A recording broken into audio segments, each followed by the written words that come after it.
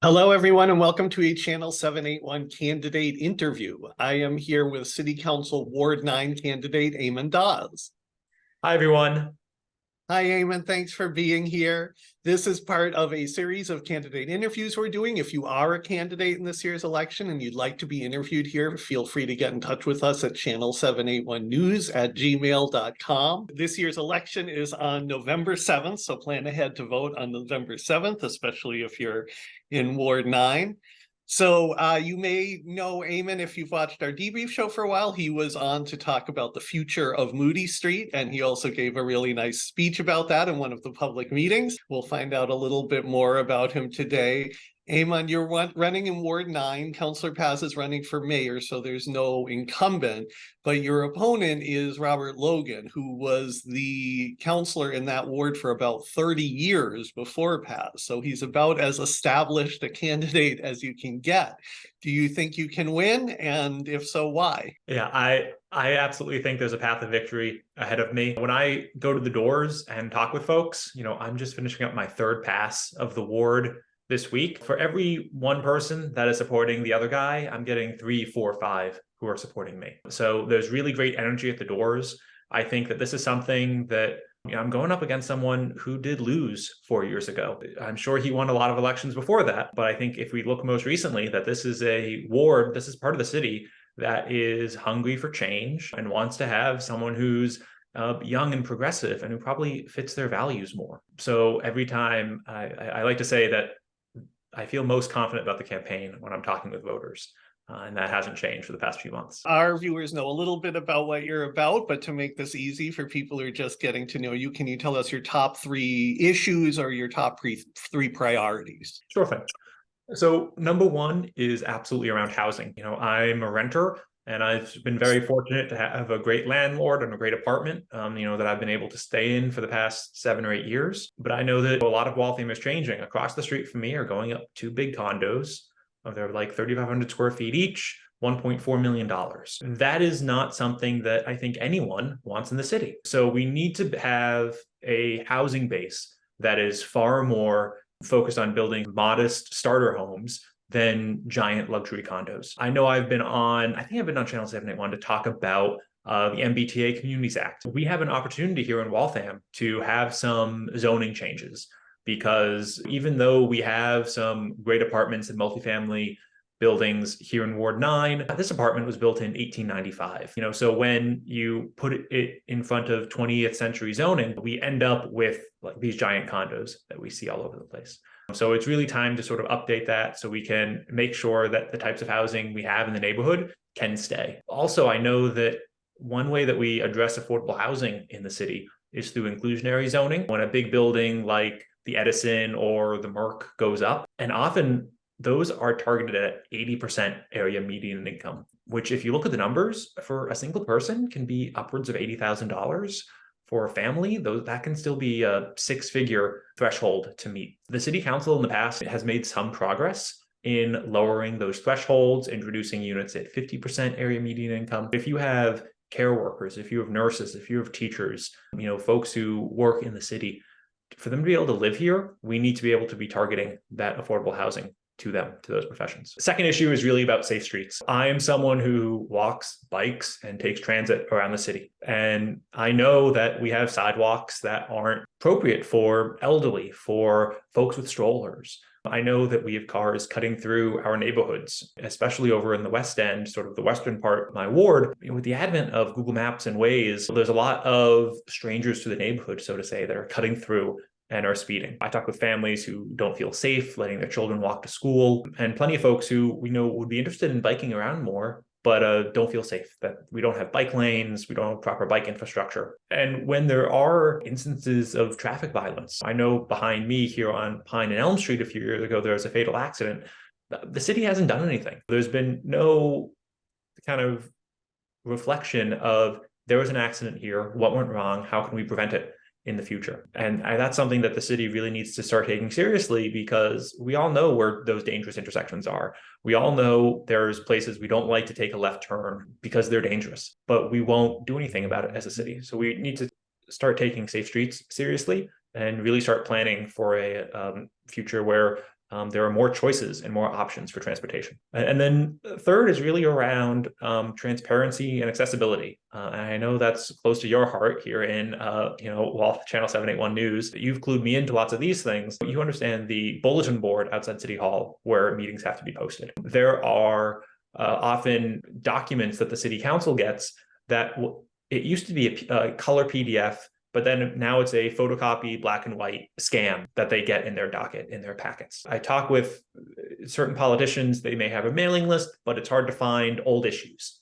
of that, old newsletters. Hey, what did you do 3, 4, 5 years ago? And I think the city in the communications, I was just talking with a voter today who says, why is it that the city's Facebook page is more up to date than the website? So our communication strategy as a city is not modern, it's out of date. And I think we can be doing a whole lot more as a city to make it clear how city council operates, when meetings are, tax dollars are being used, and be a lot more open with that data. My background, I work in cybersecurity, IT adjacent. So I look at lots of government regulation and compliance, and I like to say long-term and low risk. So I come from this tech background, that's about let's make decisions, let's get the information out there. And the city doesn't do that. It's very hard to find. There are some things it's easy to find, but other things it's really tricky to find out what goes on in the city. And I think being a city councilor who makes my job and my day-to-day work with my constituents really accessible and open is not only good for accountability, but also gives folks a glimpse inside of how does the city operate? How does this work get done? And can hopefully give them some education about how they can affect change in the city. I definitely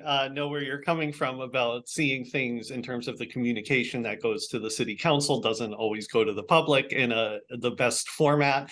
For that type of thing, that's something that's being carried out by folks in City Hall who probably have reasons for the way they do things. How would you, as a city councilor, and especially as a new city councilor, how would you influence that? So the city council has a set of rules. If you watch city council, you're probably familiar with some of them. Sometimes they'll say, hey, can we let someone outside of this body speak? Can we take some items out of order? So as a body, we are able to have rules that say, how we get types of information and being able to say that if a PDF is provided, it needs to be provided in its original form, not a scanned form. Also, there are ways, that we can put in resolutions to ask the city to, start using digital posting for public meetings. I know this is something that, some cities and towns can either opt to do digital, physical posting, or both. So that's something that we can help out there as well. So I know there's the e-docket. I think, it's one of my favorite things because it at least puts everything together. But I think being able to continue down that path and making sure that a lot of those source materials are presented as is and not edited. And also something is when you talk about the city council, the meeting minutes, it can be hard to find a topic that came up because so many of everything's posted by date. So you have to know, I think this was April. It might have been May, March. And you have to search individually. Being able to have that in a format that you can really search once to see, what happened on my street, being able to really open that up. I think that would help folks who want to dig back and learn more about how the city council has been advocating for them. And I definitely need to follow up on MBTA Communities Act. Yes, I remember you came on to help explain that for us. Yes. Which is great because it's a complicated thing and we need people on the council who really are willing to try and understand it. But can you talk a little bit more? You said we need starter homes. We don't need luxury condos. How would you change the zoning to make that happen? Often at least in my neighborhood here, nothing more than a two-family home, a duplex, can be built by right. Developers are here to make money. So they're going to build as tall and as long and as wide as they can, but they can still only ever take that home and divide it in two. So you end up with these very large duplexes. And I'm sure you've seen them around Waltham. If we allow our zoning to increase that number to something like 4, 6, 8, or some units per acre, have some density requirement built in, now those developers can build more units. And they might be able to build more units, but in more or less the same footprint of a home. I know one thing that folks talk about when a building like the Edison goes up, they'll complain, it's only 1 and 2 bedroom units. There's no space for families. But that's because for developers, being able to build those smaller units is more economical for them. They can charge a higher premium per square foot. So if developers want to make a lot of money and they want to make small units, and then Waltham has a limit on how many units you can build, well, what we'd really like is something in the middle, something that a family can start off with. Now, something that isn't a one bedroom, but isn't 3,500 square feet. So Waltham has a great opportunity with the MBTA Communities Act to be able to change our zoning to reflect a lot of the housing as it exists at the moment. I know there's been talk that, we need to build 7, 8 stories. That really isn't the case. The home where I live has 5 units. It's 2, 3 stories, and it would fully comply. Making homes like that legal to build would really help when new development comes to town. So not only for the compliance aspect from the law coming from Beacon Hill, but also really helping families, giving them, modest and appropriate spaces. Another follow-up on that right now, from what we've seen the council, it seems like most of the council is focused on how to push back on this law and either avoid complying with it or try to influence the requirements so they're more amenable to their vision of Waltham. The zoning changes need to happen by the end of next year. So how do you work with a group of people where the majority may be against it in principle to get to a plan that actually works? So I think one thing is that there's lots of misinformation that is going around about the MBTA Communities Act. And this may be something that city councilors are hearing from their constituents. This may be something that is not well discussed. In many of these MBTA Communities Act hearings, we hear from a lawyer who is perfectly suited and well-versed in law and can explain these things, but is not a city planner and might not have that skills and that communication set to be able to explain some of these things. So just for example, there is often a confusion in this law in particular around zoning for buildings and building buildings. All the MBTA Act requires us to do is to zone for this new construction. It doesn't say that you need, so many thousands of units built. I know I've listened to many of the recordings of these meetings, and I hear that the language that city councilors are using is not accurate. So I think one is being able to ask questions in these meetings in a way that can dispel any rumors or sometimes even outright lies about these laws. To the second part of your question, sort of how to make inroads, I think that if you look at the current state of Waltham's housing, a lot of the existing housing would comply with the MBTA Communities Act law. It's just that there is a disconnect between the housing we have and the zoning laws that we have.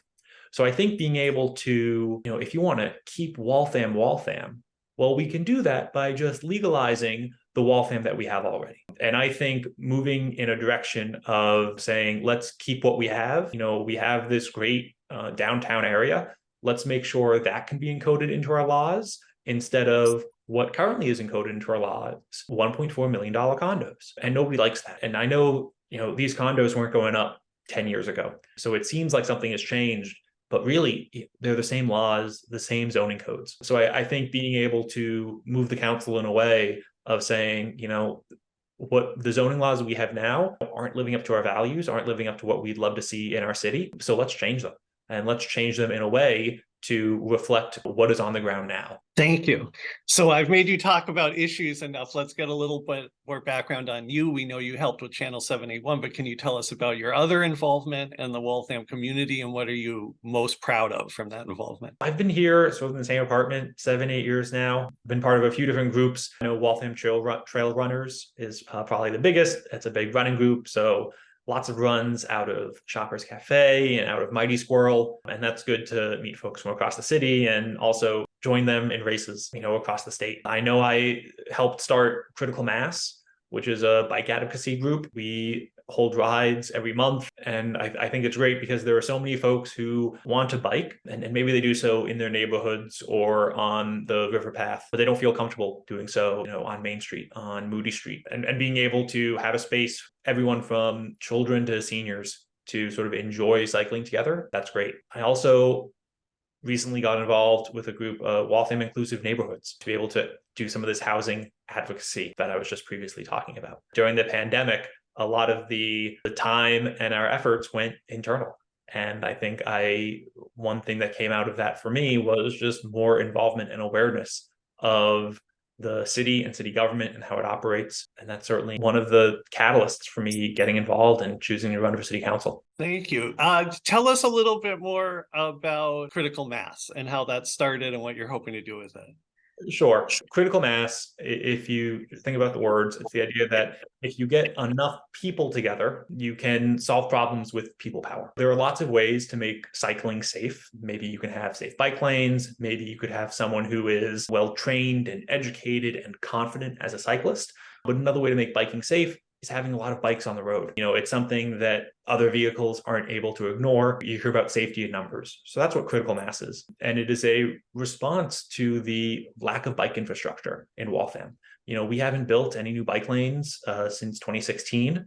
I know the Mass Central Rail Trail is going in now. They have critical masses throughout the world, but the one in Waltham started in August of 2020. And I've sort of been helping out to plan and organize the rides every month. And it's a great way to meet folks and see parts of the city. We have biked up in Cedarwood and by Warrendale and throughout Chapello and Forest Street and the South Side and all over, really to highlight that these are places that you can bike. And these are places that have a need for infrastructure, for cyclists, for transit, for pedestrian safety. And it's a good way to build community and hang out with friends when biking in a place that maybe some of them just don't feel comfortable, and being able to come together and through that unity be able to show strength in numbers. So a lot of people see biking as something that people do for fun, but when it comes up in politics, they have trouble understanding why it's important, because if you've lived in Waltham a long time, it's kind of hard to imagine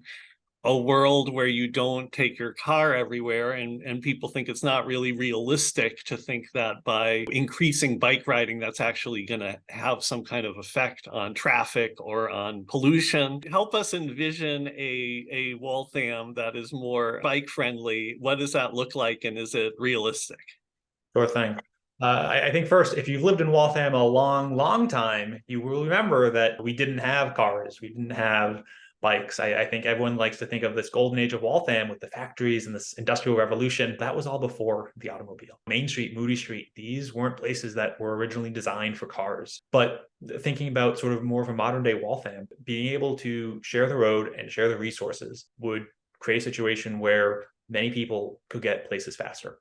I know if I am biking around 4 or 5 o'clock, when there's sort of rush hour traffic, maybe after school traffic, I'm faster on my bike than many folks in their cars going through downtown. That is a life hack, if you will, if you want to get around Waltham. I understand maybe folks in North Waltham, there's lots of hills, but I'm not running to represent North Waltham. I'm running to represent Ward 9, and being able to build out bike lanes that are safe for families and making sure that there's appropriate signals and routes would give folks safe ways to get around. And one thing I think that we forget is that cars are really expensive, not only to purchase, but to insure, to get gas if something goes wrong. Really being able to give our citizens and our neighbors the option to use a bike for all or some of their trips is really enabling them to choose a lower cost option and to save some money. I think about children who, you may not get your license until 16, 17. So being able to have options to get around and have that independence, I think that's very important. There are some roads that bikes may not be appropriate on, that it may not make sense to put in a full bike lane and do a full build, but there are often parallel streets. There are cut throughs through quieter neighborhoods that make sense to really improve. We're not trying to jam all the bikes on the same road, but use our entire transportation network to the maximum effect. And I always like to say that every time someone chooses to ride a bike, they're not in a car. So when there are fewer cars on the road, there's less traffic. So if you can get cars off the road, it can really help everybody. So if you do get the job, what do you think Yes. will be the biggest barriers on the council to doing the work you want to do? I would love to see from the council spirit around debate. I feel like a lot of the council at the moment wants to be nice and agreeable with the mayor and each other. I think you need to be able to have a good attitude to work together. But I think that we try to kind of push disagreements under the rug and not debate them, not talk about them, not try to move forward. So I think that is one thing I would hope that the latest batch of city councilors, and we have the opportunity to vote for all new at-large councilors this year. There's a lot of support and interest in that race. We'll come to the table with new, fresh ideas and the mindset to debate and discuss with the folks in that city hall chamber. But I think that there's lots of other bodies in City Hall where work can be done. As a ward councilor, a large portion of my job is constituent services. So being able to advocate for someone at a conservation commission meeting, at a traffic commission meeting, talking with the tree warden about plantings. There's a lot of work that happens in the city that happens outside of city council. There are ways that things can get done without those other 14 city councilors, just because as a ward councilor, I'm an advocate for my community. That's a really good point. As an advocate for your community, you said in your first answer, people are ready for someone young and progressive. People you're working with in City Hall may have different attitudes about that. If people see you as young and progressive, will you be able to work effectively with City Hall? Being progressive means wanting things to change, wanting things to get better. And I think most times when I've met these public servants in City Hall, they are happy to engage and work with folks that show interest. And so I think part of that is wanting to change things and make things better and building those professional relationships with folks in City Hall. I'm not going to go in and tell them that, oh, I need to do everything differently, but rather, what are you doing? What do you wish you could do better? And how can I, as a city councilor, connect you with more people? What questions should I be asking my constituents so that if something goes wrong, you can know about it? Recently in city politics, the mayor said, if you see rats, let us know. So that's the idea that to solve this problem, you need neighbors speaking up when something goes wrong. It needs to go to the right part of City Hall, city government. So there's lots that I can do to drive change by connecting my neighbors with these folks in City Hall. So they can everyone in City Hall can do their job more effectively. Thank you very much. If you like what you heard from Eamon, plan ahead to vote for him on November 7th if you live in Ward 9. We will be posting some additional candidate interviews for you, so stay tuned. Eamon, thank you very much for being here. Thank you, Josh. It was great to chat.